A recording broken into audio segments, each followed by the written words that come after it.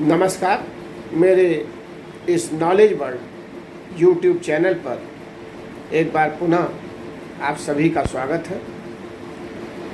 आज हम लोग बीए पार्ट 1 सेकेंड सेमेस्टर में इतिहास विषय में कुषाण वंश के ऊपर चर्चा करेंगे।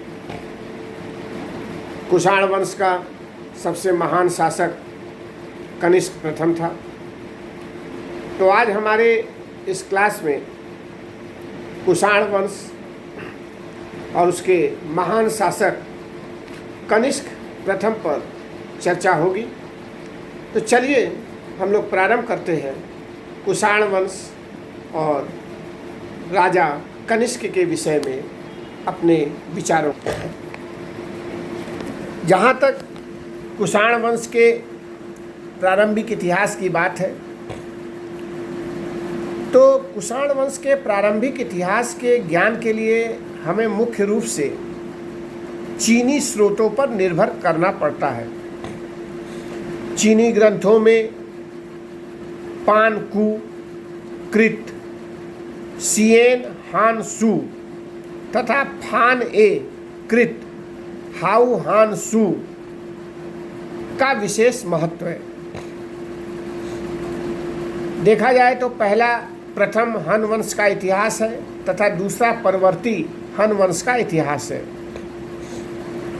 पान कु के ग्रंथ से यूची जाति के हुण, शक तथा पार्थियन राजाओं के साथ संघर्ष का विवरण मिलता है तथा ज्ञात होता है कि यूची जाति 5 कबीलों में विभक्त थी। उसी तरह फान हे के ग्रंथ हाउ हान सु से 25वीं ईस्वी से लेकर 125 ईस्वी तक यूची जाति का इतिहास ज्ञात होता है। इससे हमें पता चलता है कि जो यूची कबीला था, जिसको कुई सुआंग और जिसका हिंदी अनुवाद कुषाण है, सबसे शक्तिशाली था, जिसके सरदार कुजुल कडफिसेस ने अन्य कबीलों को जीतकर एक शक्तिशाली राज्य का निर्माण किया था। कुषाण वंश के प्रथम 2 शासकों के इतिहास का अध्ययन हम इन्हीं चीनी ग्रंथों के अतिरिक्त तथा तख्ते बाही अभिलेख तथा इन राजाओं के द्वारा जो सिक्के खुदवाए गए थे उसके आधार पर भी करते हैं। कुषाण शासकों में विम कडफिसेस ने ही सबसे पहले भारत में स्वर्ण सिक्के प्रचलित करवाए थे।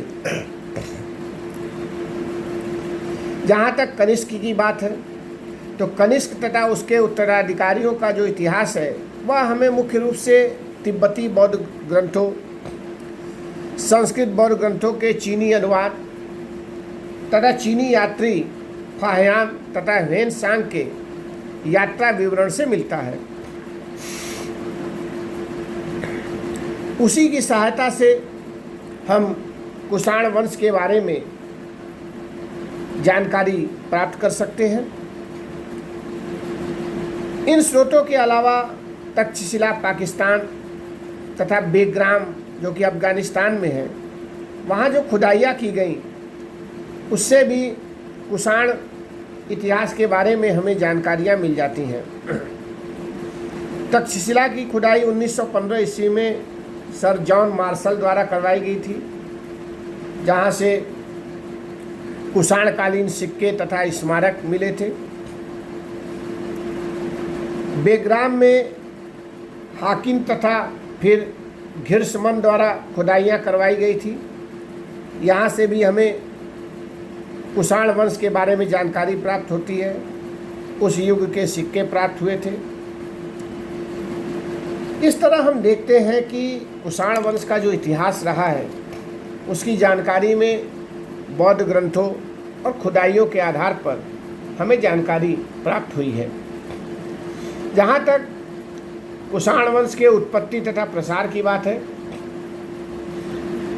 तो यह माना जाता है कि जो कुषाणों की उत्पत्ति हुई थी और जो उनकी राष्ट्रीयता का प्रश्न था एक विवाद का विषय है। कुछ विद्वान कुषाण शब्द को कुल या वंश का सूचक मानते हैं, जबकि अन्य लोगों का विचार है कि कुषाण नामक व्यक्ति इस वंश का संस्थापक अथवा आदि पुरुष था और उसी के नाम पर उसके वंशजों को कुषाण कहा गया। यहाँ तक कि अगर हम चीनी स्रोतों को देखें तो चीनी स्रोतों में जो कुषाण शब्द है उसको प्रादेशिक संज्ञा माना गया है। इसी तरह कुषाणों की जो राष्ट्रीयता का प्रश्न है वह भी विद्वानों के बीच विवाद का ही विषय रहा है। विभिन्न विद्वान उन्हें तुर्क, शक, मंगोल, हुण इत्यादि के साथ संबंधित करते हैं, परंतु इस संबंध में निश्चित रूप से कुछ भी कह सकने की स्थिति में कोई भी नहीं है। लेकिन इतना तो स्पष्ट है कि मौर्यों के बाद या मौर्योत्तर काल के बाद भारत में आने वाली विदेशी जातियों में जो सबसे प्रमुख जाति थी वह थी कुषाण, और इन्होंने भारत के एक बड़े भाग पर लंबे समय तक शासन किया। कुषाण शासन ने भारतीय शासन, सभ्यता एवं संस्कृति को भी विशेष रूप से प्रभावित किया। अब हम कुषाणों के कुछ प्रारंभिक इतिहास पर चर्चा कर लेते हैं। कुषाणों का जो प्रारंभिक इतिहास है वह कड़फिसेस प्रथम के नाम से, जो कि उसका पहला राजा था, उससे शुरू होता है।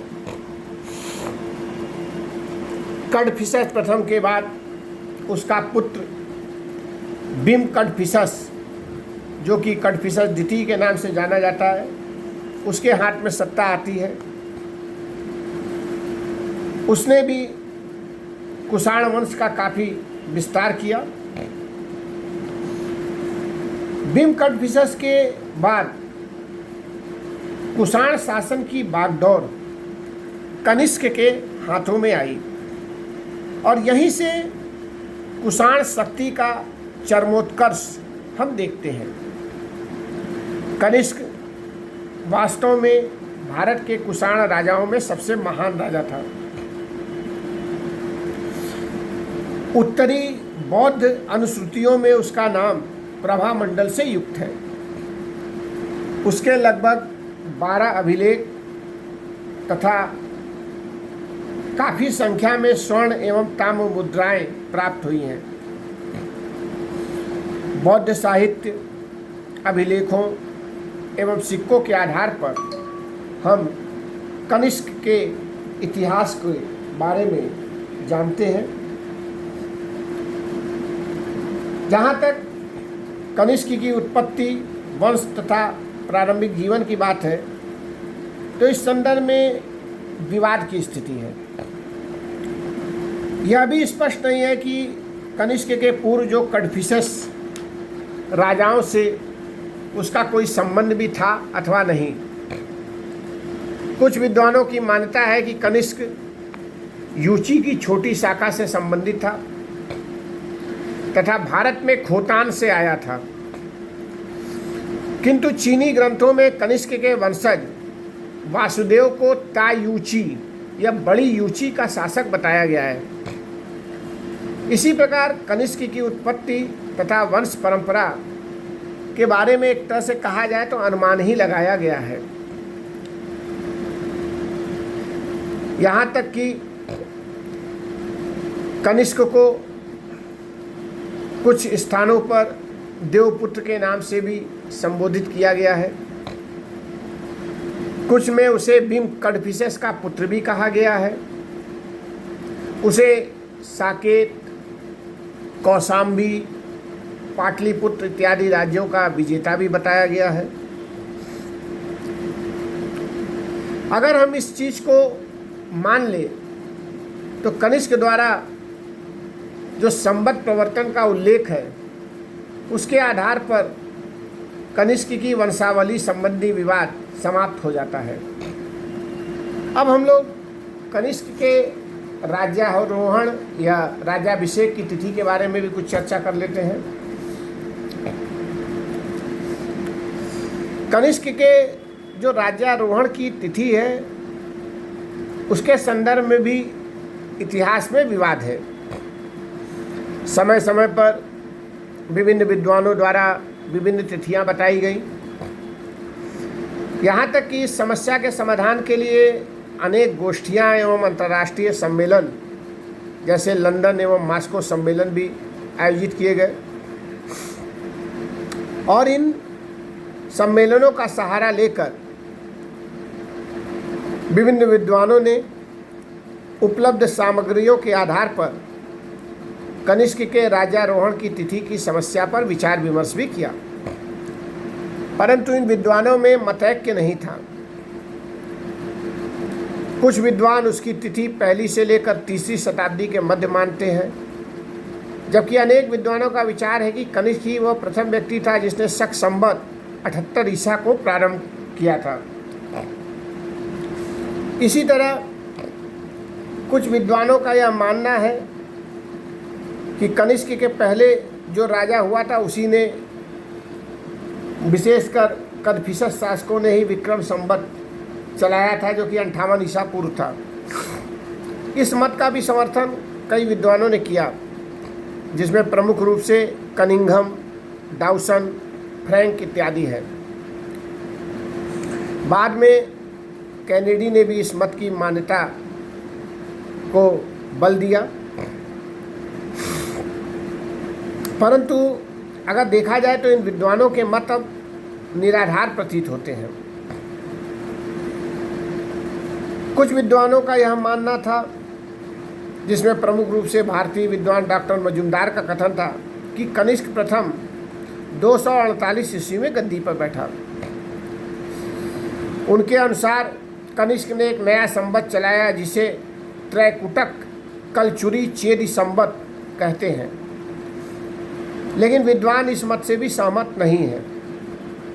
अन्य कई विद्वान जैसे थॉमस R.D. बनर्जी, रैप्सन इत्यादि कनिष्क की तिथि 78 ईसा मानते हैं, जो संभवतः सबसे प्रामाणिक तिथि मानी जाती है। एक तरह से कहा जाए तो इन तर्कों के आधार पर माना जा सकता है कि कनिष्क 78 ईसा में ही गद्दी पर बैठा। डॉक्टर दिनेश चंद्र सरकार एवं प्रोफेसर N.N. घोष भी इसी तिथि को मानते हैं और इस के अनुसार कनिष्क 78 ईसा से लेकर 101 या 102 ईसा तक शासक बना रहा। अब हम लोग कनिष्क के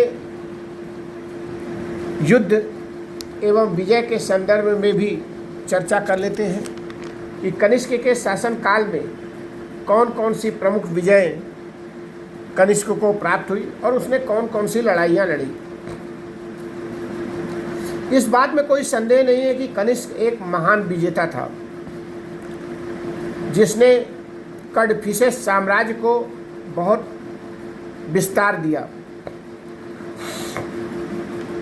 उसकी युद्ध तथा विजयों को हम निम्नलिखित आधार पर दे सकते हैं, जिसमें सबसे पहले है पूर्वी भारत की विजय। वाराणसी के पास सारनाथ से कनिष्क के शासन के तीसरे वर्ष का अभिलेख प्राप्त हुआ है। यहाँ तक कि बिहार तथा उत्तर बंगाल से उसके शासनकाल के बहुसंख्यक सिक्के मिले हैं। यहाँ तक कि यह भी पता चला है कि कनिष्क ने पाटलिपुत्र के राजा पर आक्रमण कर उसे बुरी तरह परास्त किया था तथा हर्जाने के रूप में एक बहुत बड़ी राशि की मांग की थी।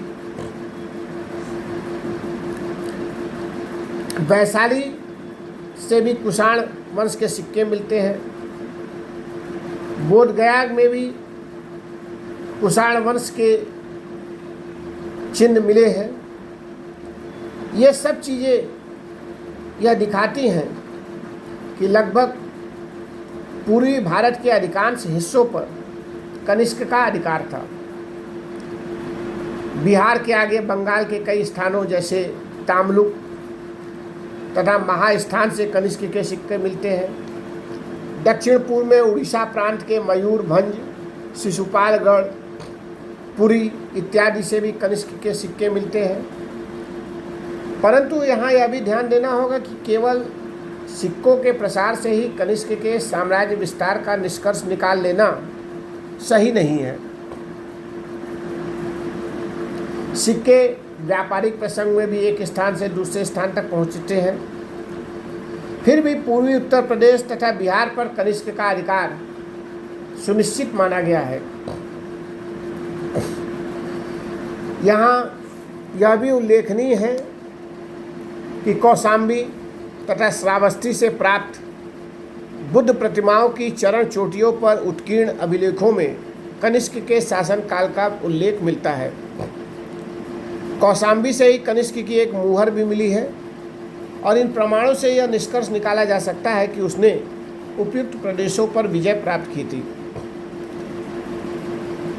चीन के साथ भी कनिष्क का युद्ध हुआ था। चीनी तुर्किस्तान, जो कि मध्य एशिया का भाग है, इसके प्रश्न पर कनिष्क तथा चीन के मध्य युद्ध हुआ था। चीनी स्रोतों से ज्ञात होता है कि 73 ईस्वी से 94 ईस्वी के बीच चीन का प्रसिद्ध सेनापति पांचाऊ अपने हन वंशी नरेश के आदेशों पर चीनी तुर्किस्तान की विजय के लिए निकला। उसने खोतान, कासगढ़, कच्छ की विजय की तथा पामीर के उत्तर पूर्व में चीनी आधिपत्य कायम किया। 88 तथा 90 ईस्वी में यूची नरेश कनिष्क ने 70,000 की एक विशाल सेना सुंगलिन पर्वत के पार चीनियों से युद्ध के लिए भेजी। चीनी इतिहासकार युद्ध का कारण यह बताते हैं कि कनिष्क ने चीनी सेनापति के पास अपना एक दूत भेजकर हन राजकुमारी से विवाह की मांग की थी, परंतु जो चीन का शासक पांचाऊ था उसने यह प्रस्ताव ठुकरा दिया और इस पर नाराज होकर कनिष्क ने उसके राज्य पर चढ़ाई कर दी। परंतु कनिष्क इसमें सफल नहीं रहा और पांचाऊ ने उसकी सेना को परास्त कर दिया। कनिष्क की इस असफलता का संकेत एक भारतीय अनुश्रुति में भी किया गया है, जिसके अनुसार उसने यह घोषित किया कि मैंने उत्तर को छोड़कर अन्य 3 क्षेत्रों को जीत लिया था। परंतु ऐसा भी प्रतीत होता है कि कनिष्क ने शीघ्र ही अपनी पराजय का बदला भी ले लिया था। प्रसिद्ध चीनी यात्री हेनसांग ने जो अपना विवरण लिखा है उसके आधार पर पता चलता है कि गांधार प्रदेश के राजा कनिष्क ने प्राचीन काल में सभी पड़ोसी राज्यों को जीतकर एक विस्तृत प्रदेश पर शासन किया। सुंगलिन पर्वत के पूर्व में भी उसका अधिकार था। यहाँ सुंगलिन के पूर्व के प्रदेश से तात्पर्य चीनी तुर्किस्तान से ही है, जिसमें यारकंद, खोतान तथा कासगढ़ सम्मिलित है। चीनी तुर्किस्तान के अतिरिक्त बैक्ट्रिया, ख्वारिज्म तथा तुखारा पर भी उसका अधिकार था और ये सब चीज़ें चीनी स्रोतों से ही ज्ञात है। चीनी स्रोतों से यह भी विदित होता है कि जो पार्थिया के शासक थे उसने कनिष्क के ऊपर आक्रमण किया था, किंतु कनिष्क ने उसे पराजित कर दिया था। अब हम लोग कनिष्क की विजयों में पश्चिमोत्तर प्रदेशों की विजय के संदर्भ में भी चर्चा कर लेते हैं। कनिष्क के शासनकाल का जो 11वां वर्ष था उसका अभिलेख हमें सुई बिहार से मिला है और जिससे यह प्रमाणित होता है कि अपने शासन के 11वें वर्ष में उसने निचली सिंधु घाटी को जीत लिया था। उसी वर्ष का एक लेख जेद्दा उंद पेशावर से मिला है, जो कि कपिसा में कनिष्क के अधिकार की पुष्टि करता है। काबुल के वारदाक से शक संवत 151 तिथि वाला हुविस्क का एक लेख मिला है, जो यह भी दिखाता है कि अफगानिस्तान के ऊपर भी कुषाण सत्ता थी और यह विजय भी कनिष्क के समय में ही हुई होगी। यहाँ तक कि कल्हड़ की राज तरंगिणी से पता चलता है कि उसका कश्मीर पर भी अधिकार था और उसने यहीं पर कनिष्कपुर नामक नगर बसाया था। अब हम लोग कनिष्क की दक्षिण भारत की विजयों पर भी थोड़ी चर्चा करते हैं। सांची से कनिष्क के संवत 28 का एक लेख मिला है। यह वासिष्ठ का है तथा एक बौद्ध प्रतिमा पर खुदा हुआ है।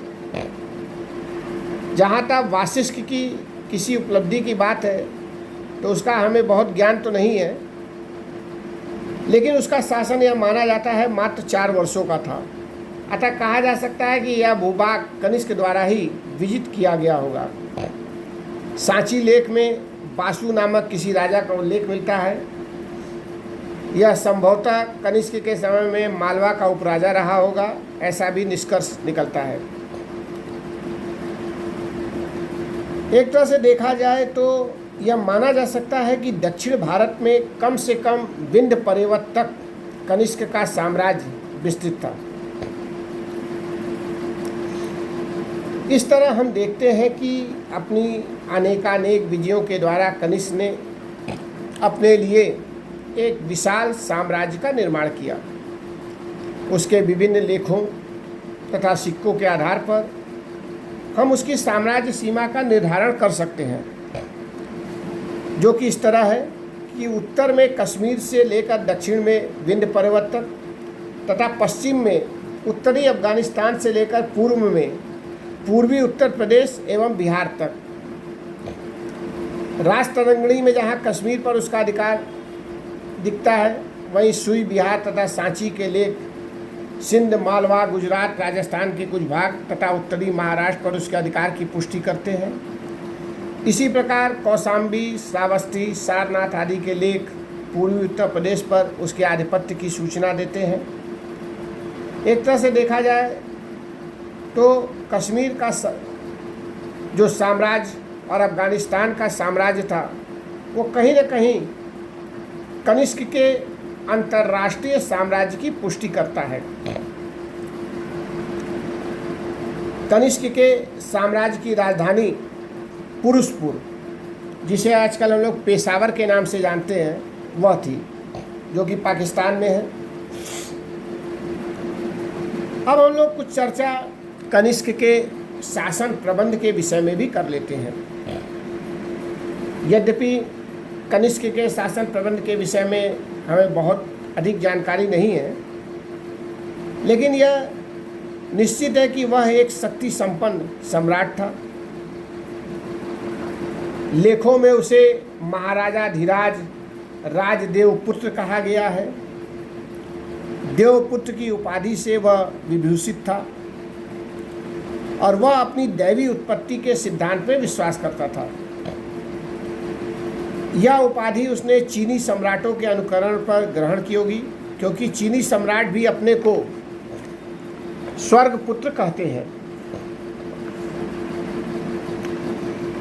कुछ विद्वानों का यह मानना है कि देवपुत्र कुषाणों की कोई शासकीय उपाधि नहीं थी, बल्कि यह प्रजा द्वारा प्रदान की गई थी।